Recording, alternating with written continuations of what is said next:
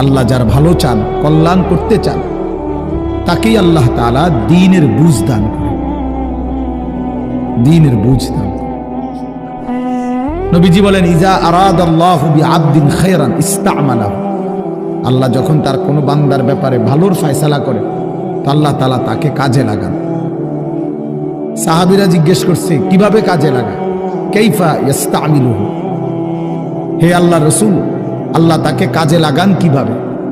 তো নবীজি বলেন, ইউওয়াফিকুহু লিআমালিন ক্বাবলাল মাউত, আল্লাহ যাকে ভালো চান তাকে মৃত্যুর আগে আগে নেক আমল করার তৌফিক দান করেন। এটাই তার কাজে লাগাইছে যে ঠিক আছে, তোমারে দিয়ে আমি আমার সিজদা দেওয়া, তোমারে দিয়ে আমি আমার ঘরের খেদমত নেব, তোমারে দিয়ে আমি আমার কোরআনের খেদমত নেব। আল্লাহ তাকে আমলের তৌফিক দিয়ে থাকেন। তাইলে এই জন্য বললাম, এটা সব সময় মনে রাখবে, আল্লাহর দেওয়া তৌফিক ছাড়া বান্দা নামাজ পড়তে পারে না। বাত আল্লাহ সবাইকে খাওয়ায়, সেজদা আল্লাহ সবাইকে দিয়ে দেওয়ায় না। দুনিয়ার প্রয়োজন আল্লাহ সকলের প্রয়োজন পূরণ করে, জন্তু জানোয়ার, কুকুর বিড়াল, সাপ বিচ্ছু, কাফের মুশরিক বেঈমান নাস্তিক মুরতাদ, এদের সকলের দুনিয়াবি প্রয়োজন আল্লাহ পূরণ করে।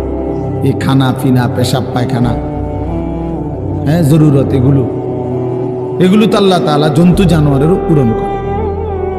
কিন্তু সেজদা, আল্লাহর গোলামি, আল্লাহর ইবাদত সবাইকে দিয়ে আল্লাহ করায়।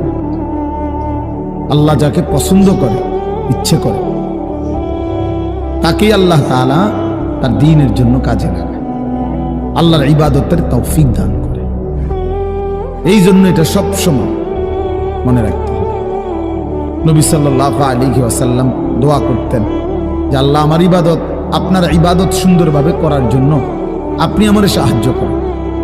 আপনি সাহায্য না করলে হবে না, আপনি তৌফিক না দিলে হবে না। আল্লাহুম্মা লা মানিআ লিমা আ'তাইত,